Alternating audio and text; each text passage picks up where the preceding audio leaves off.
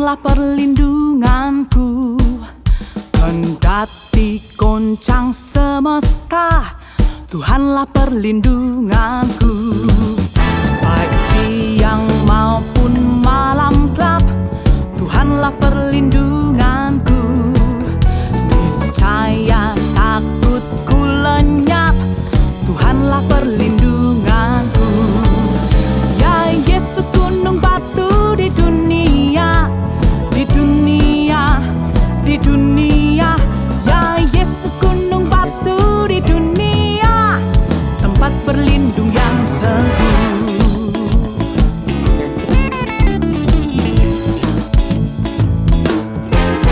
Di badai topan dunia, Tuhanlah perlindunganku, kendati goncang semesta. Tuhanlah perlindunganku. Ya Yesus, gunung batu di dunia, di dunia, di dunia. Ya Yesus, gunung batu di dunia, tempat berlindung yang teguh. Ya Yesus, gunung batu di dunia, di dunia, di dunia. Ya Yesus, gunung batu di dunia, tempat berlindung yang teguh.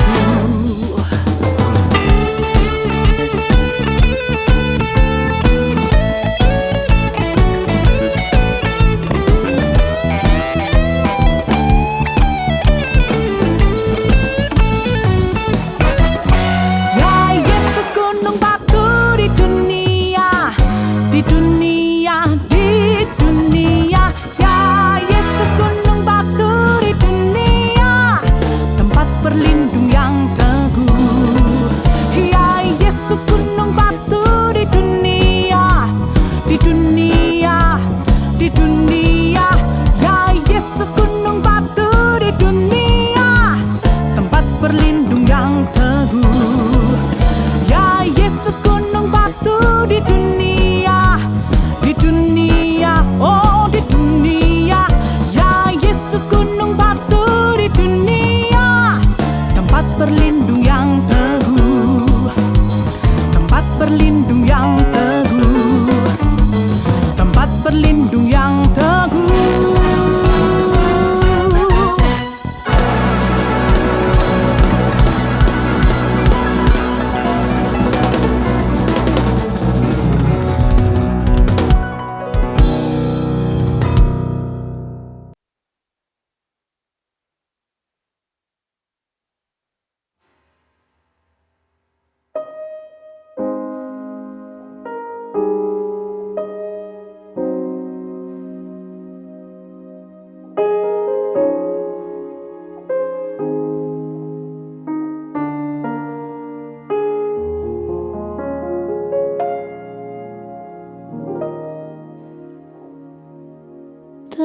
Tenanglah kini hatiku, Tuhan memimpin langkahku.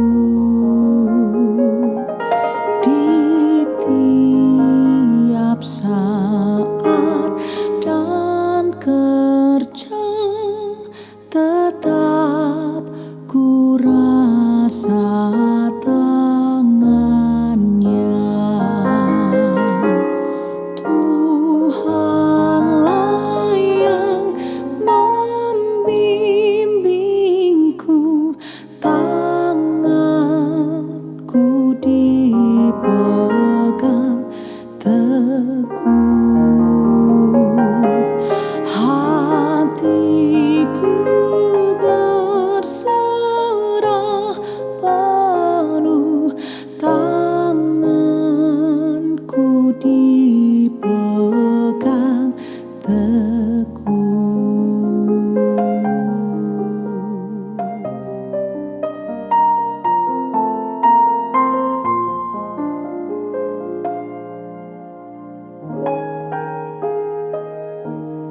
Di malam yang gelap benar, di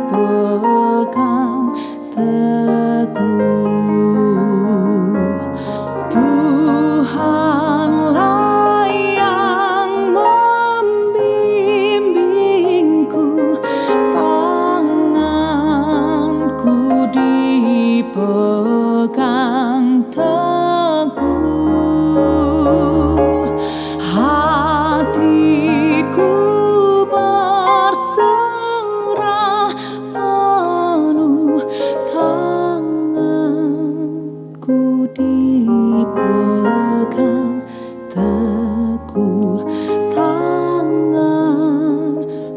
dipegang teguh, tanganku dipegang teguh.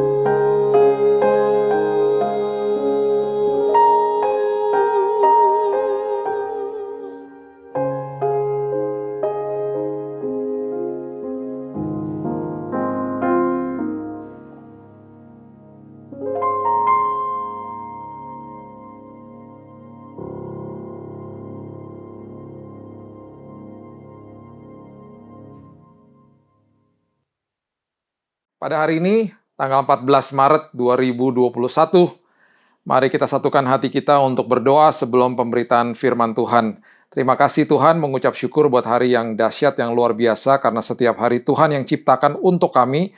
Kami percaya Tuhan bahwa pemberitaan firman-Mu adalah suara-Mu sendiri, Roh Kudus yang meneduhkan hati kami, menegur kami, menajamkan firman ini, dan juga memberikan pewahyuan kepada setiap daripada kami. Kami percaya kebenaran-Mu memerdekakan hidup kami. Kami sambut firman kehidupan di dalam satu nama Yesus Kristus Tuhan kami. Kami berdoa dan mengucap syukur. Kita sama-sama katakan, amin. Selamat pagi, jemaat GSKI, Betani Nginden, Manyar, Sukomanunggal, Citraland, dan seluruh cabang di Surabaya dan sekitarnya. Pembahasan firman Tuhan hari ini, saya berikan judul Paham dan Menghargai. Paham dan menghargai. Kalau kita paham sesuatu, kita akan menghargai hal tersebut. Hal tersebut akan menjadi sesuatu yang berharga bagi kehidupan kita. Firman Tuhan diambil dari 1 Korintus 2 ayat 14, mengatakan, tetapi manusia duniawi tidak menerima apa yang berasal dari Roh Allah, karena hal itu baginya adalah suatu kebodohan. Dan ia tidak dapat memahaminya sebab hal itu hanya dapat dinilai secara rohani.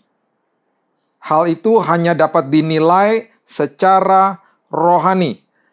Manusia duniawi tidak menerima apa yang berasal dari Roh Allah. Betul, ayat ini ketika kita baca langsung kita berpikir, itu bukan buat saya, itu buat orang dunia, orang yang tidak percaya Kristus. Tetapi ironisnya banyak anak-anak Tuhan, orang Kristen yang menyebut dirinya orang Kristen pun tidak paham akan Tuhan. Tidak paham akan kebenaran firman Tuhan. Karena akhirnya tidak paham sama kebenaran firman, jalan-jalan Tuhan, dan ketika kita menempuh kehidupan ini, banyak yang akhirnya di dalam pikiran dan hati kita merupakan kebodohan. Ironis. Kebodohan. Dan akhirnya itulah yang akhirnya membuat manusia, bahkan orang-orang percaya, komplain sama Tuhan. Menyalahkan Tuhan. Karena tidak paham akan kebenaran. Tidak paham akan hidup bersama dengan Tuhan, berjalan bersama dengan Tuhan.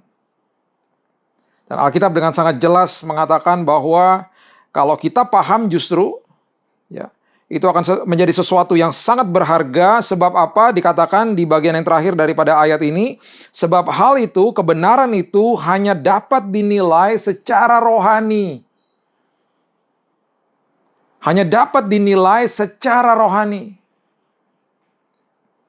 Berarti pemahaman itu betul-betul bukan hanya sekedar di dalam pikiran dan hati kita, tetapi roh kita ini yang sudah lahir baru harus terus diberikan makan. Diberikan makanan rohani. Bapak Ibu yang dikasihi Tuhan, seumur hidup kita sudah terlahir dengan jiwa yang menguasai kehidupan ini. Di dalam jiwa itu ada pikiran kita, ada kehendak, ada keputusan, ada emosi, perasaan. Semuanya ada di dalam jiwa kita. Dan jiwa ini sudah penuh dengan sampah, sudah penuh dengan racun, sudah penuh dengan hal-hal yang sangat duniawi karena memang kita hidup di dalam dunia yang sudah jatuh. Kita diciptakan tubuh, jiwa, dan roh. Ya. Jadi usia jiwa kita ini sama dengan usia kita. Kalau kita berusia 50 tahun, berarti jiwa kita usianya juga 50 tahun. Selama itu. Nah, waktu kita lahir baru, yang lahir baru itu bukan tubuhnya. Karena tubuhnya itu nanti akan diberikan tubuh yang fana ini akan diberikan tubuh yang mulia nantinya. Jiwa ini juga in progress. Roma 12 ayat 1, 2, dan 3 menjelaskan bahwa pembaharuan budi itu in progress, terjadi hari lepas hari. Makanya saya katakan sekolah kehidupan itu nggak bisa stop. Itu terus berlangsung sampai Yesus datang. Terus sekolah kehidupan setiap hari. Pembaharuan budi, pembaharuan pikiran dan hati ini setiap hari. Nah, waktu kita lahir baru, sekali lagi, bukan tubuh yang lahir baru, bukan juga jiwa yang lahir baru, tapi rohnya yang lahir baru. Nah, waktu kita lahir baru, usia roh kita yang lahir baru itu, waktu terima Yesus itu, sudah pasti alhasil lebih muda usianya daripada jiwa ini. Yang sudah sejak lahir bersama-sama dengan kita sampai hari ini juga. Jadi usia daripada roh yang lahir baru ini masih lebih muda daripada jiwa ini, daripada pikiran ini, daripada tata kehidupan atau tatanan pikiran ini yang sudah banyak sekali distorsinya, deviasinya, sampahnya, racunnya daripada dunia ini, pengaruh-pengaruh yang buruk itu sudah masuk dan terbenam. Seringkali juga masuk ke dalam hati yang akhirnya menjadi jati diri manusia. Makanya ketika lahir baru, waktu rohnya diperbaharui, jiwanya itu in progress. Gak langsung baru, itu terus setiap hari sekolah kehidupan. Nah, sekali lagi bagi kita, untuk supaya kita bisa mengerti firman ini dengan baik dan benar, firman Tuhan hari ini mengajarkan kita bahwa kalau kita tidak memberikan makan roh yang lebih muda usianya daripada jiwa kita yang sudah lama itu, alhasil jiwa ini akan terus menguasai kehidupan. Akan terus menguasai kehidupan. Makanya akhirnya hal-hal yang akhirnya merupakan kebenaran, ya, yang merupakan kebenaran, itu menjadi kebodohan bagi anak-anak Tuhan. Menjadi kebodohan bagi banyak orang-orang percaya bahkan. Karena tidak paham. Karena tidak paham sama kebenaran itu. Makanya saya selalu ajak semua jemaat, orang-orang percaya, saya selalu ajak, ayo hubungan intim sama Tuhan kita. Hubungan intim itu adalah gaya hidup, bukan keharusan. Saya sudah khotbahkan berkali-kali. Hidup itu harus dikuasai firman, bukan sekedar tahu firman. Kita sudah lihat banyak contoh hamba-hamba Tuhan yang jatuh dalam dosa bahkan. Saya baru membaca sebuah berita yang menyedihkan, salah seorang penyanyi rohani yang saya sangat suka dan lagu-lagunya memberkati kehidupan saya beberapa hari yang lalu. Dia posting di Instagramnya, dia kasih tahu bahwa saya sudah lagi tidak lagi menjadi pengikut Kristus. Ini karena apa? Karena pemahaman tentang kebenaran itu belum ada dalam hidup orang itu. Dan akhirnya kehidupan ini, tekanan-tekanan yang dari luar ini ketika terjadi, akhirnya jalan hidup ini bersama Yesus itu menjadi sesuatu kebodohan bagi dia. Ironis.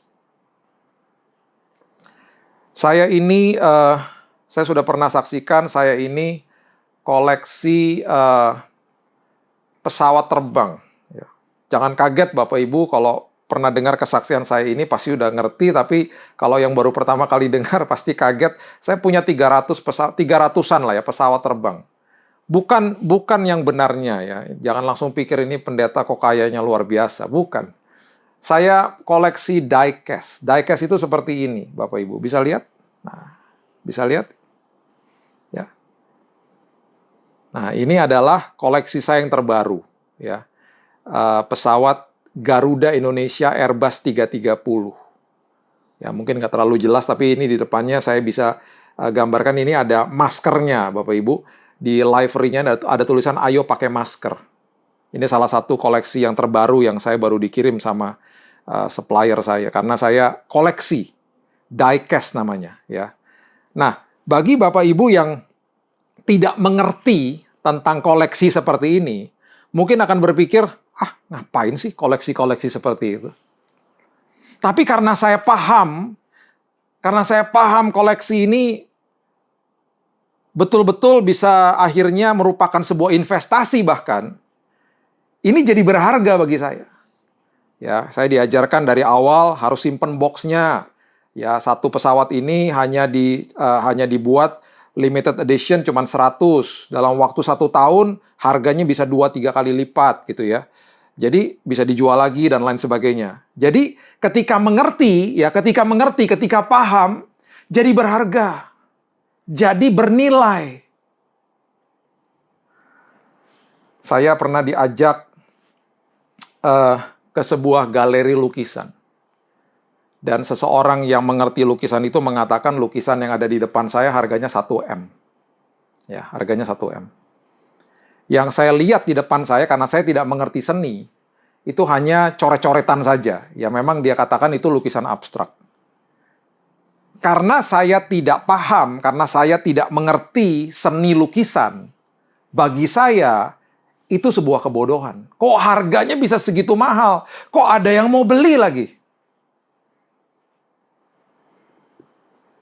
Jadi, dalam semua aspek kehidupan, kalau kita nggak paham, kalau kita tidak mengerti, itu bisa menjadi sesuatu kebodohan.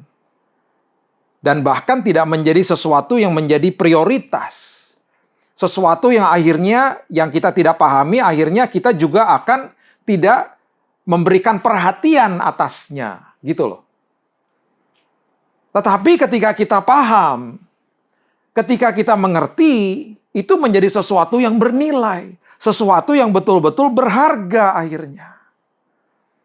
Makanya saya nggak heran ketika orang yang tidak mengerti bagaimana sebuah pernikahan di dalam Kristus itu akhirnya merupakan kebodohan bagi dia untuk mengasihi suami atau istrinya. Merupakan kebodohan bagi seseorang ketika tidak mengerti firman untuk mengampuni orang yang bersalah kepadanya. Ngapain?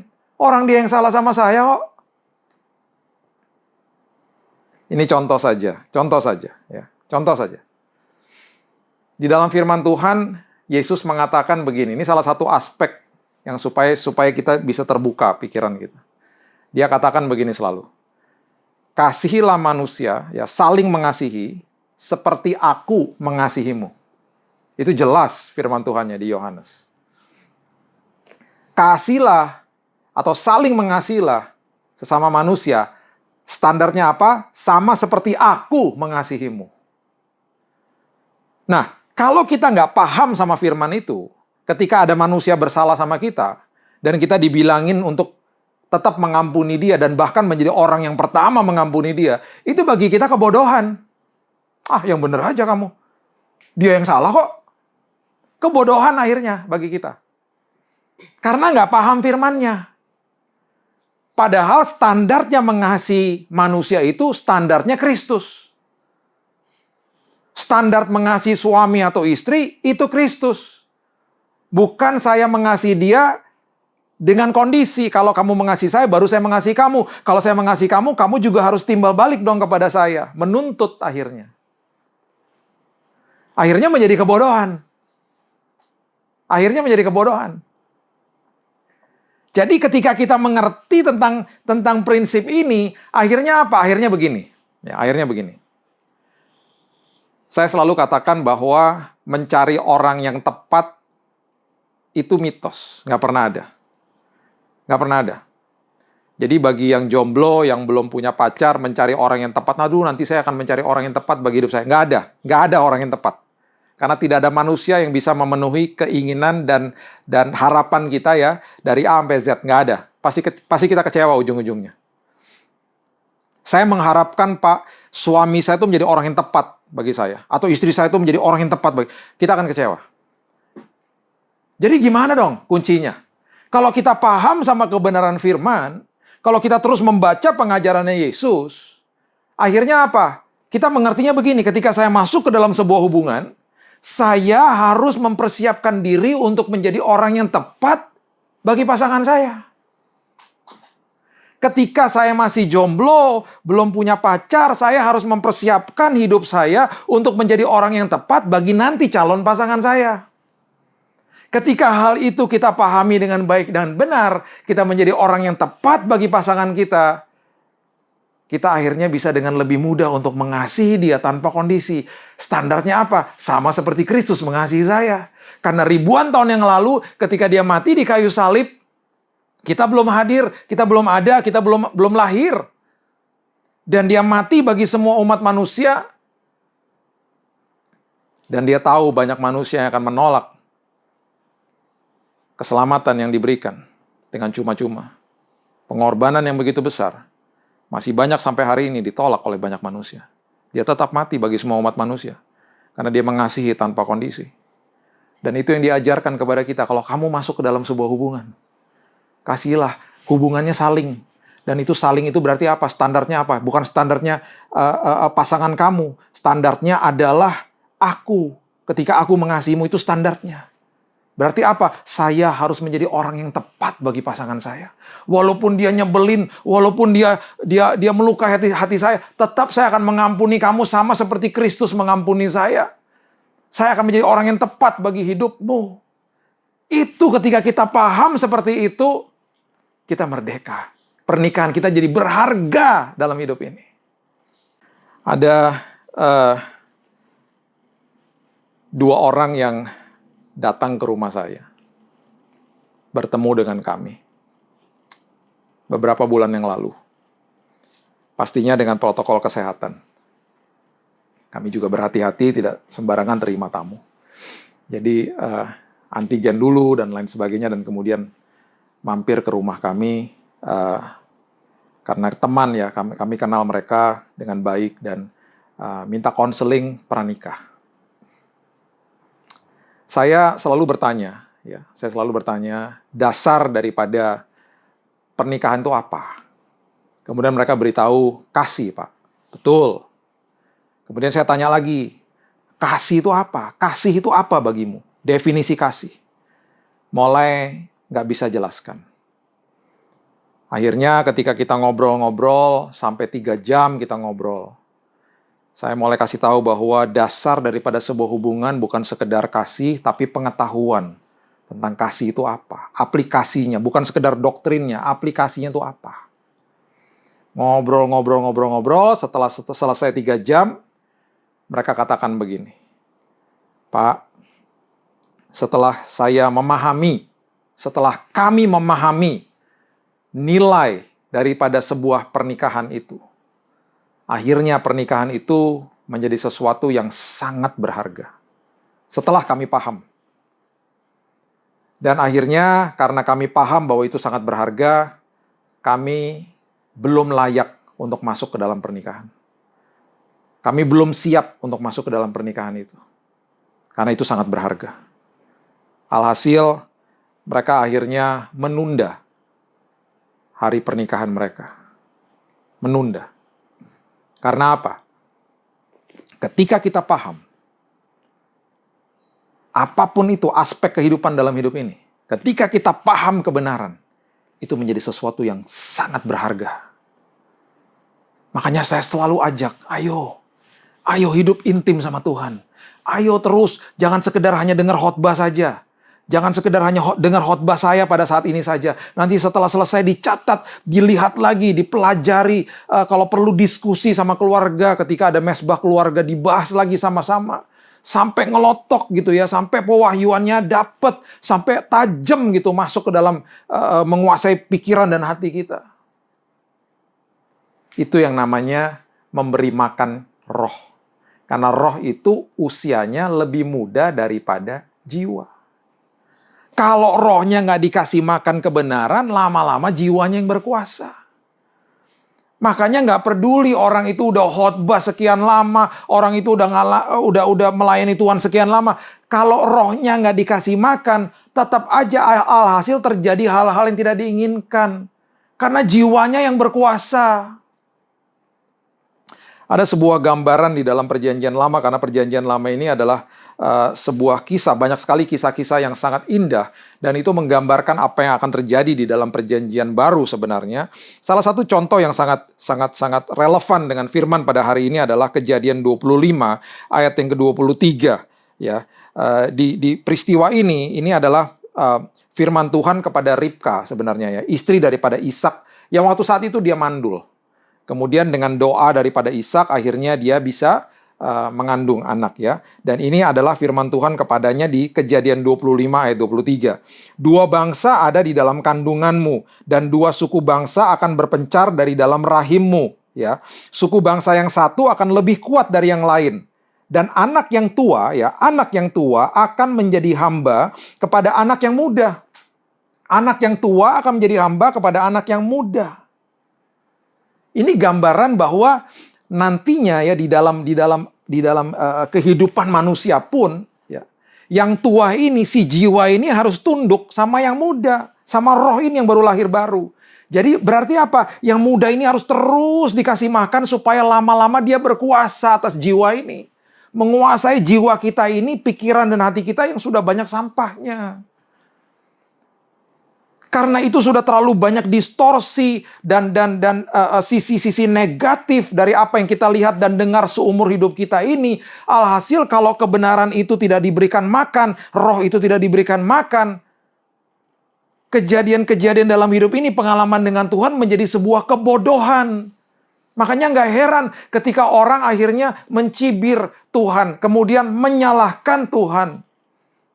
Kenapa Tuhan begini, Pak? Kenapa Tuhan begitu, Pak?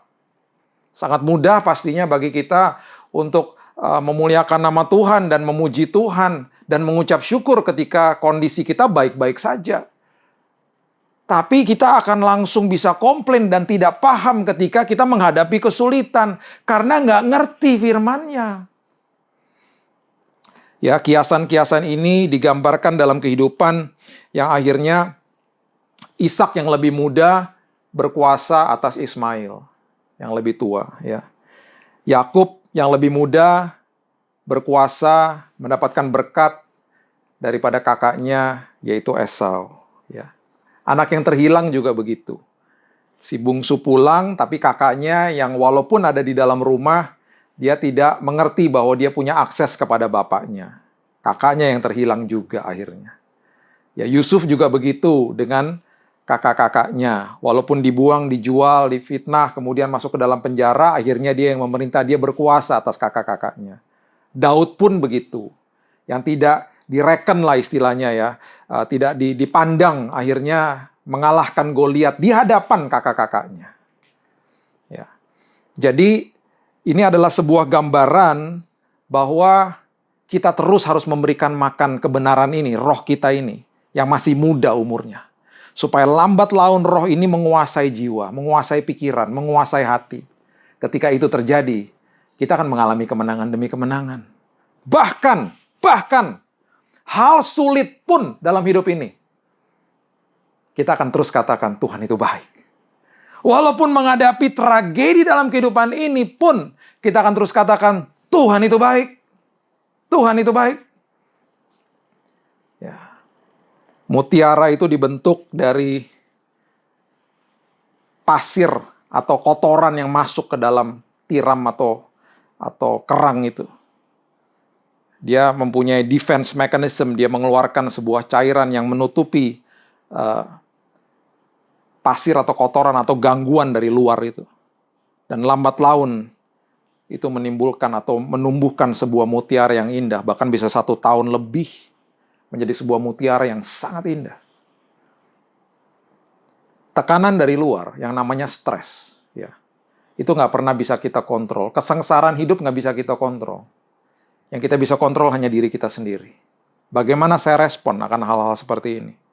Makin saya paham firman, walaupun kesengsaraan, kesulitan hidup pun menjadi sesuatu yang berharga bagi saya. Bayangkan coba. Walaupun saya sedang menghadapi tragedi kehidupan, itu pun berharga bagi saya. Bayangkan coba. Makanya Paulus mengatakan, aku ketika berhadapan dengan kesengsaraan, aku bermegah. Karena itu kesempatan di mana aku belajar tekun. Kesempatan itu bagi dia. Karena ketika aku belajar tekun, akan timbul tahan uji. Akan timbul pengharapan di dalam Kristus yang tidak pernah mengecewakan. Dahsyat. Bahkan tragedi kehidupan pun menjadi sesuatu yang berharga. Karena apa? Paham sama firman. Paham sama kebenaran.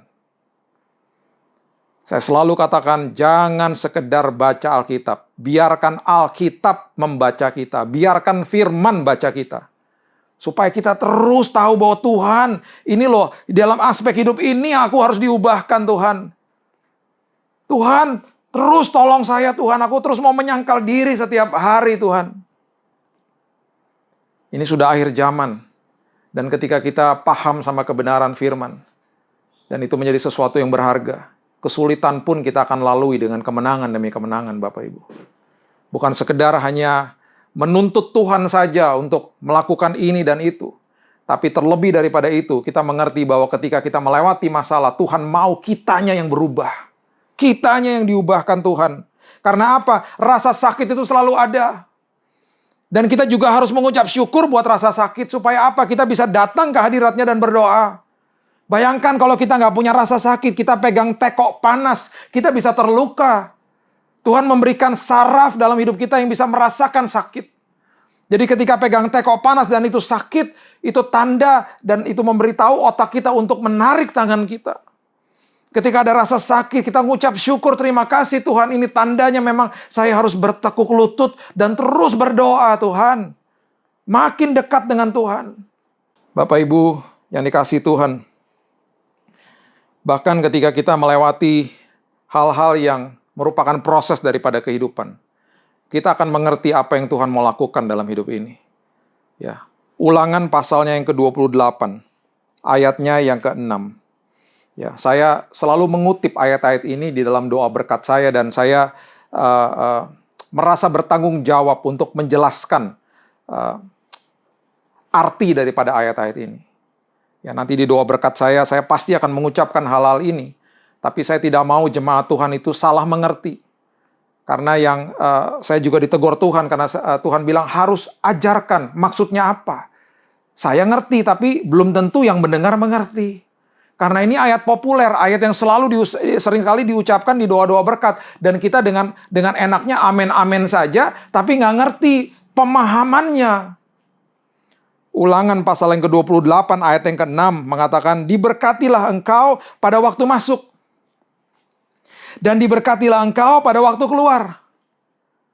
Ini kalau diucapkan di dalam sebuah gedung gereja, kita akan berpikir bahwa yang penting saya masuk ke dalam gedung gereja, nanti kalau saya keluar, saya pulang, saya diberkati Tuhan. Nggak begitu sebenarnya. Nggak gitu. Saya mohon maaf, selama ini saya nggak jelaskan. Saya mohon maaf. Nggak begitu. Diberkatilah ketika engkau masuk. Dan diberkatilah ketika waktu engkau keluar. Itu maksudnya apa yang kita lakukan di dalam, itulah esensinya. Maksudnya itu loh. Nggak sekedar masuk dan keluar saja. Waktu saya di dalam itu saya ngapain? Waktu saya di dalam itu, waktu saya dengar firman itu, saya ngapain? Apakah itu angin lalu saja, atau saya bilang sama Tuhan, Tuhan aku mau ngerti. Aku mau hidupku dikuasai firman. Apa yang kita lakukan di dalam, itu yang menentukan kehidupan kita. Kita semuanya bisa masuk kamar mandi ketika kita mau mandi. Tujuan kita supaya apa? Supaya bersih. Tapi apa yang kita lakukan di kamar mandi itu adalah esensinya. Itulah pentingnya ada di dalam kamar mandi itu ngapain. Waktu anak kami yang kedua masih kecil, istri saya pernah suruh dia mandi lagi. Karena waktu dia keluar, dia lupa sabunin kakinya. Kakinya masih bau. Kamu kok bau, Dek? Katanya udah mandi. Pakai sabun? Pakai katanya gitu. Yang disabunin apanya? Badannya aja. Kenapa kakimu kamu nggak sabunin? Lupa. Ayo mandi lagi. Jadi bukan berarti saya masuk kamar mandi, keluarnya saya langsung bersih otomatis. Enggak. Apa yang kita lakukan di dalam itu yang paling penting. Mohon maaf saya nggak jelasin ini. Dan dengan enaknya jemaat bilang amin, amin. Dan akhirnya banyak yang berpikir kalau saya masuk, saya nanti keluar, saya nonton, saya masuk ke dalam ibadah online ini, nanti selesai saya doa berkat amin. Udah nanti saya diberkati. Nggak gitu. Bukan itu maksudnya. Dan nanti ketika ada masalah kita tidak menghargai kebenaran itu. Kita komplain sama Tuhan karena itu kebodohan bagi kita. Karena nggak paham. Masuk dan keluar itu yang paling penting ketika di dalam itu ngapain. Ketika dengar firman itu ngapain. Berubah nggak? Membiarkan firman membaca kita enggak? Saya percaya lewat ibadah pada hari ini, kita mengambil keputusan untuk terus mau paham sama firman Tuhan. Supaya walaupun ada kesulitan hidup pun, kesulitan itu pun berharga bagi kita. Justru itu kesempatan bagi saya untuk lebih berubah lagi karakter saya seperti Kristus. Justru itu kesempatan saya bisa belajar tekun, saya bermegah di depan kesengsaraan. Itu adalah orang-orang Kristen yang dewasa. Kemudian ayat yang terakhir dikatakan di Ulangan 28, ayatnya yang ke-13, ini juga saya sering kutip dan saya mohon maaf kalau belum jelaskan selama ini. Tuhan akan mengangkat engkau menjadi kepala dan bukan menjadi ekor. Engkau akan tetap naik dan bukan turun. Apabila engkau mendengarkan perintah Tuhan Allahmu yang kusampaikan pada hari ini, kau lakukan dengan setia. Seringkali kita bilang, yo enak ya ikut Tuhan, nanti dibawa naik sama Tuhan, nggak akan turun lagi. Nggak gitu juga pengertiannya. Bapak Ibu naik itu nggak enak. Kami setiap bulan mengunjungi mertua saya di Bandung. Dan perjalanan dari Jakarta ke Bandung itu lewat tolnya sangat indah Bapak Ibu.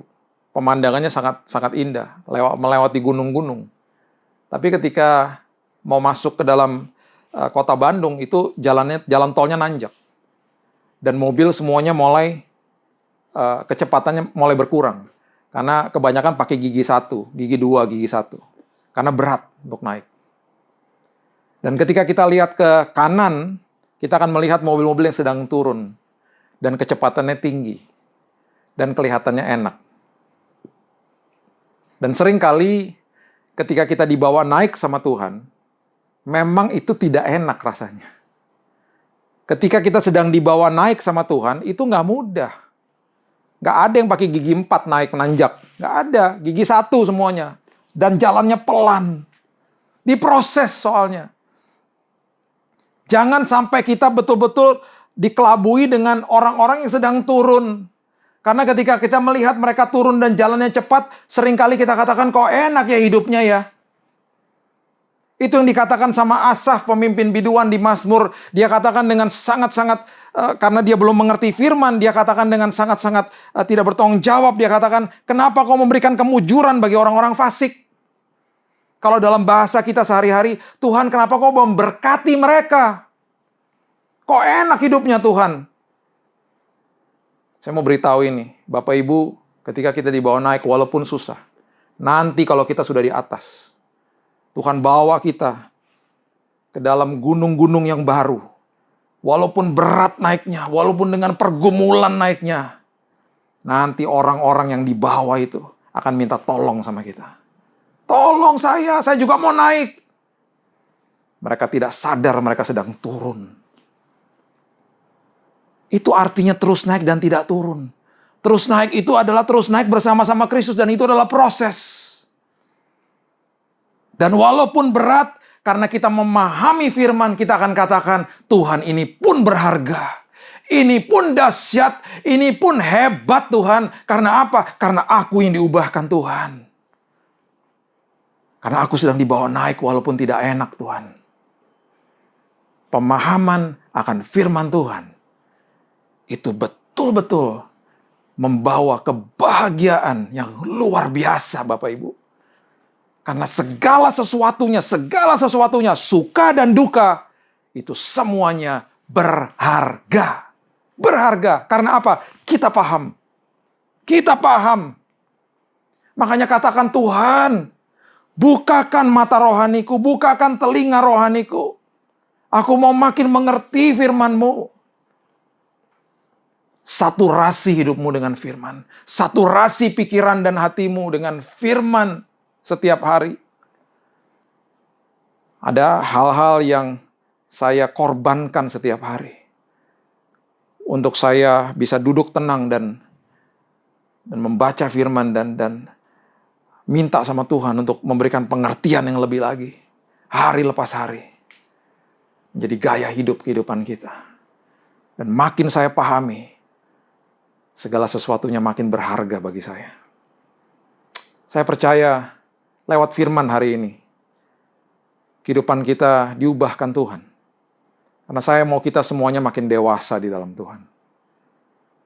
Saya rindu bertemu dengan Bapak Ibu sekalian. Saya percaya nanti pada waktunya kita akan bertemu kembali.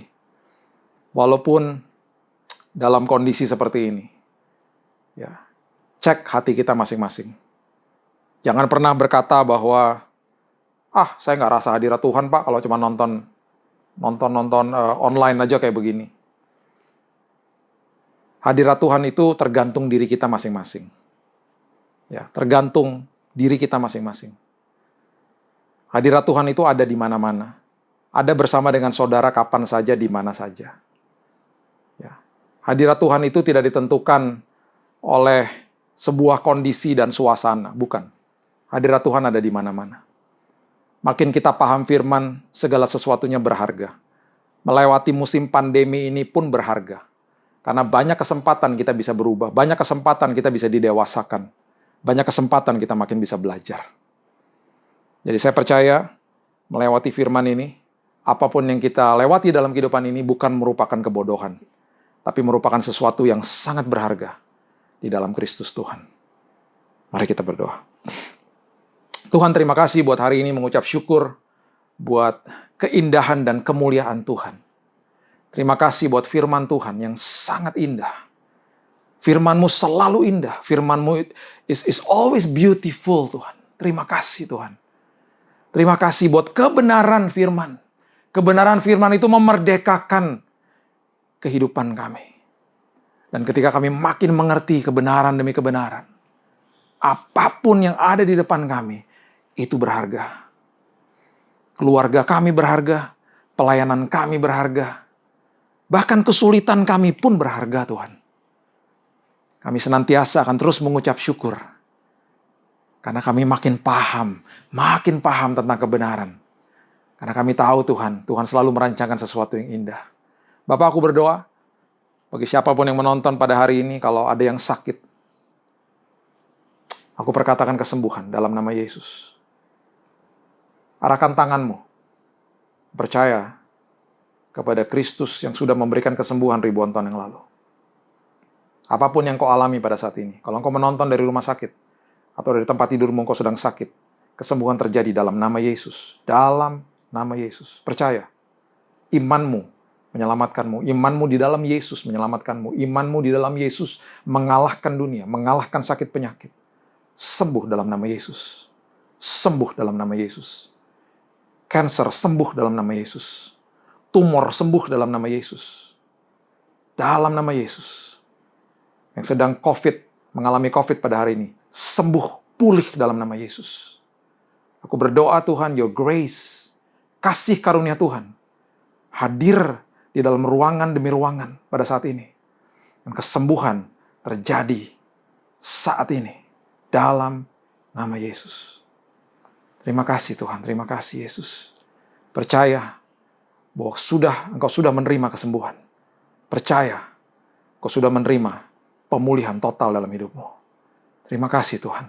Terima kasih buat firman-Mu. Kami terima firman-Mu Tuhan, dan kami akan jadi pelaku-pelakunya.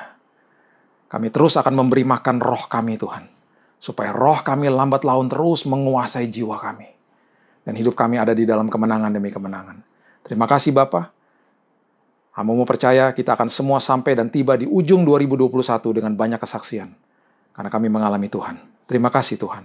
Hanya di dalam nama Yesus Kristus, Tuhan dan Juru Selamat kami yang agung, kami sudah berdoa dan sudah menerima firman kebenaran. Diberkatilah keluar masuk-Mu. Engkau akan terus naik dan tidak pernah turun. Karena Engkau mengerti proses di dalam Tuhan. Lumbung-lumbung-Mu senantiasa diisi penuh oleh Tuhan. Apapun yang Kau kerjakan dengan kedua belah tangan-Mu, senantiasa dibuat berhasil oleh Tuhan. Ada perlindungan penyertaan Tuhan, ada kesembuhan dan kesehatan ilahi. Damai sejahtera, sukacita, hikmat ilahi melengkapi hidupmu dari hari ini sampai Maranatha Yesus datang kembali. Terimalah berkat ini dan jadilah berkat dimanapun kau berada. Di dalam satu nama Yesus Kristus, Tuhan dan Juru Selamat kami. Kami sudah menerima berkat-Mu.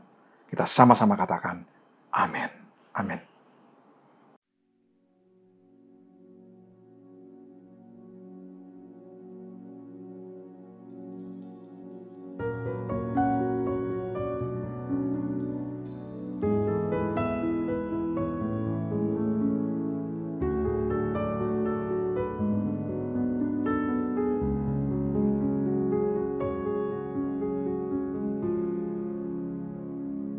Ku sadar tak semua dapat aku miliki di dalam hidupku. Hatiku percaya rancangan-Mu bagiku adalah yang terbaik.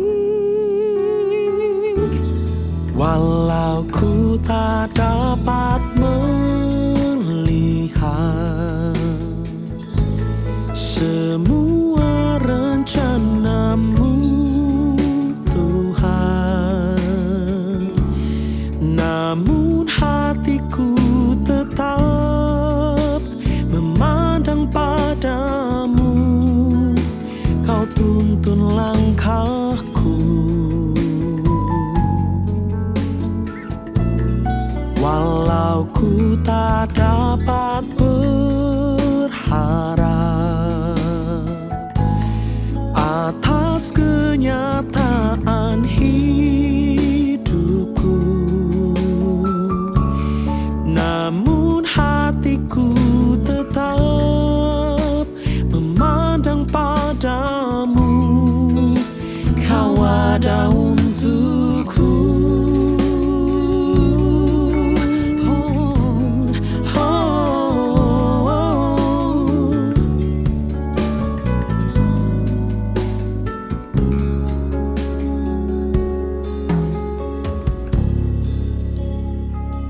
Ku